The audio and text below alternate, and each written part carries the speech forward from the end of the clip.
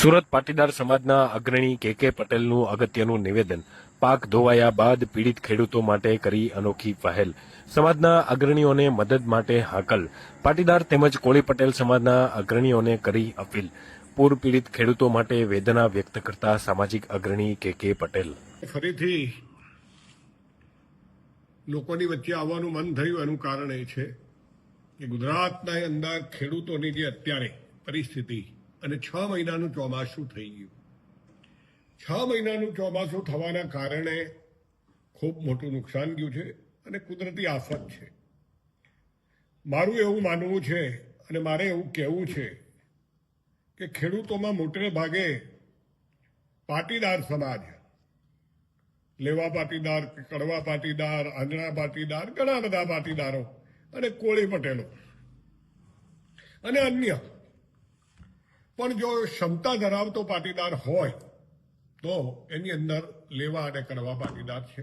એની મોટી સંસ્થાઓ છે. અમારું ખોડલ ધામ પણ છે, અહીંયા આગળ અમારા માતા ઉમિયાનું ધામ પણ છે અને કોળી પટેલોમાં પણ ક્ષમતા ધરાવતા જે માણસો છે આ લોકો એક મિટિંગ કરવી જોઈએ. મિટિંગ કરી એની અંદર હું પોતે એવું કહું છું કે અમારે ક્ષમતા યોગ્ય દાન ભેગું કરવું જોઈએ. દાન ના કરીએ તો સહાય માટે ઉછીના ટેમ્પરરી વગર વ્યાજના 1 વર્ષ માટે 6 મહિના માટે આવા પૈસા આપવાની એક યોજના કરવી જોઈએ. જ્યારે મોટા મોટા ભામાશાઓ અમારા સમાજના અને કરોડો રૂપિયા, અબજો રૂપિયાની વાતો ઘણીવાર થાય, બહુ સારી વાત છે સમાજ માટે.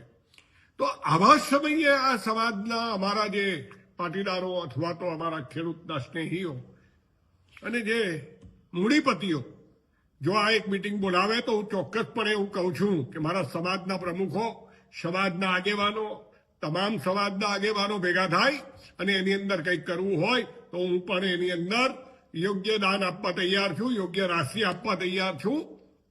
પાછી લેવાની શરતે હોય, છોડી દેવાની શરતે હોય, આના માટે કોઈ કંઈ વિચારતું નથી. પણ રાજકીય રીતે કંઈક હોય,